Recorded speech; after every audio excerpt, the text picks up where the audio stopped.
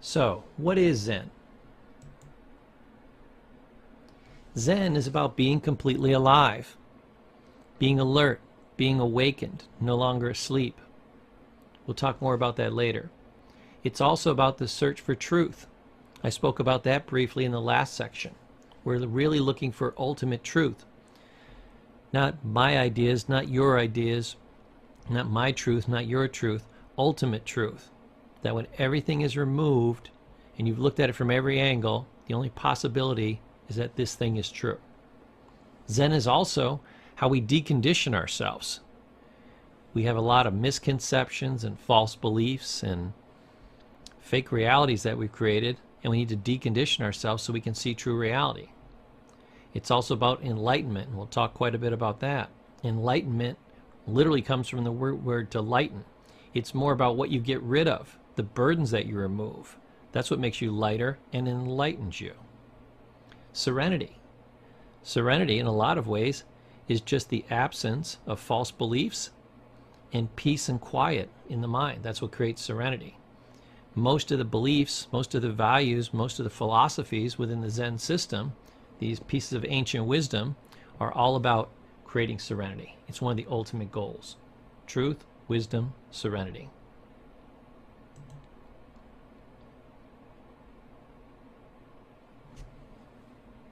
Now, Zen's going to teach us a lot of new philosophies. That's one of the great pieces.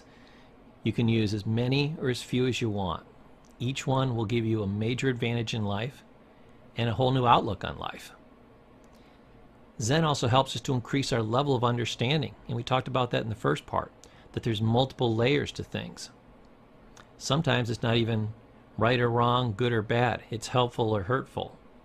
Does this help me to grow, or is this helping me to shrink? So multiple levels of understanding. Sometimes there's more than one true answer to things, and that's the ultimate truth. Zen helps us also to remove old pain, old suffering. That's part of the enlightenment that we talked about earlier. And Zen's about seeing the layer between things. Things are very complex. What do you have between black and white? A boatload of gray. So we're going to look at that gray and be able to see it clearly and understand the nuances of things. Zen also allows us to live in the now. This is a key piece. Eckhart Tolle wrote an entire book called The Power of Now. It was all about staying in the moment. It's that important. And it's a major piece of the Zen philosophy. Zen is also a better way of being in the world. How we're going to be as people, how we're going to act and interact, how we're going to be with ourselves, how we're going to be with others, and how we're going to be with our environment.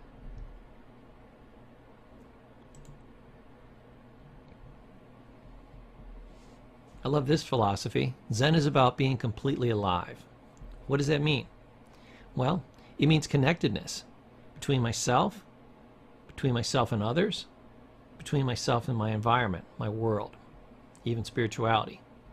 It's about being present, being in the moment, fully aware. We talked a little bit earlier about the blank slate philosophy, being able to let go of all thinking so that I can absorb new concepts in without any filter, without anything blocking the way. It's about absorbing. It's about drinking in the entirety of life, enjoying every little moment, every little nuance. It's about getting all the juice out of life. Being completely alive is about enjoyment. One of the major goals of life is to have happiness, to have fulfillment, to have enjoyment. And finally, it's about contentment. Contentment is huge. Contentment means you're well satisfied with what you have and what you've been and what you're doing and in each moment.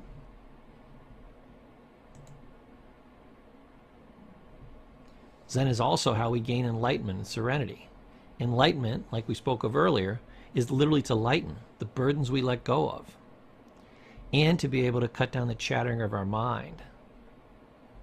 Wang Zhou is the study of the blank mind or the no mind. It's the ability to let go of the inner chatter, all the negativity, all the ramblings of the mind, and simply let it go. It's about letting go of the ego, the false sense of self that creates negativity, spews negativity, all the things that you hate about yourself, And all the negativity that you tell yourself about yourself is created by this false ego. We're going to go over that later and how to break that down.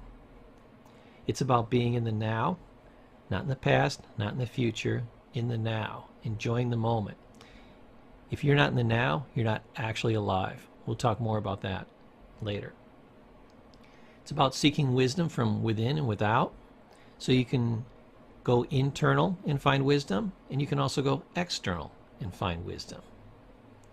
Make sure you're using both. And it's about release. It's about letting go. It's about relaxation, removal of tension and pain.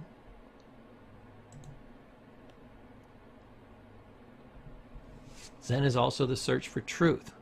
Not my truth, not your truth, the truth. We're looking for the ultimate reality. Zen, bottom line, is the search for truth. That's why I said Zen is like a science. So we're looking for true reality and to enjoy that experience of reality. We're also looking for things that are useful. Remember I said sometimes things aren't true or false? They're useful or not useful, helpful or hurtful, harmful or healing. There's also multiple truths. A lot of times many things are true about the same thing. We'll look at that a little bit later. And also about application. How do we take these new understanding, these new wisdoms, and apply them to our life so they become effective and they start making deep changes in our lives? Because that's the beauty of it. To make a better life for yourself, and then by extension, those around you. Zen is also how we decondition ourselves. As a therapist, I'm always fascinated by this. There's something called the imprint period. We're going to go over that later. It's when you're programmed as a child. There's also the phenomenon of the blind leading the blind. Everybody else is trapped in a false reality, much like you were at one point, or maybe at this point. Therefore, when we seek others to find the truth, we can't find it because they don't know it any better than we do. It'd be like asking a 3-year-old advice on your dating life. They don't know, but they might try to come up with an answer, but whatever they come up with is going to be terrible.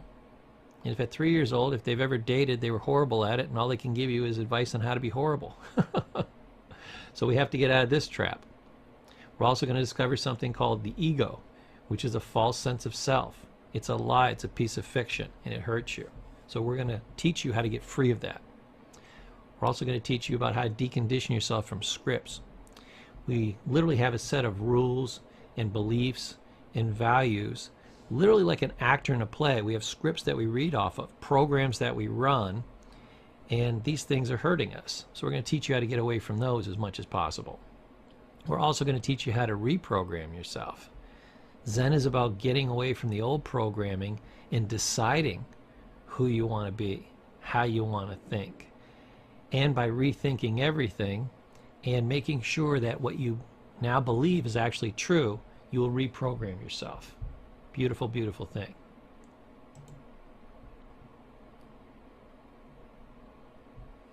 So Zen is about seeing the layers between things, the layered truth. Let me give you an example of it. A lot of times there's many things that are true about the same thing.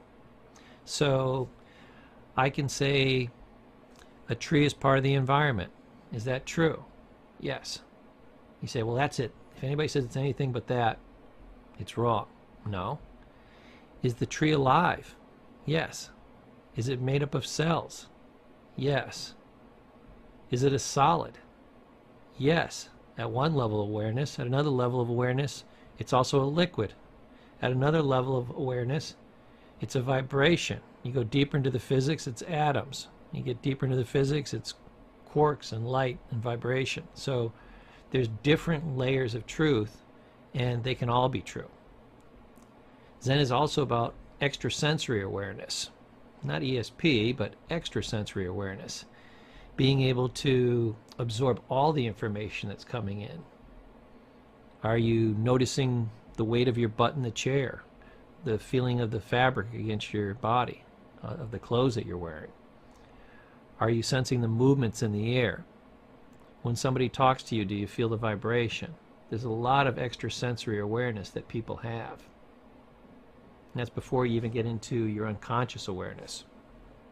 And Zen is all about new understandings, new ways of looking at things in the world and discovering things. And they say if you want to change the whole world, change the way you look at it. That's what we're talking about when we're talking about new understandings.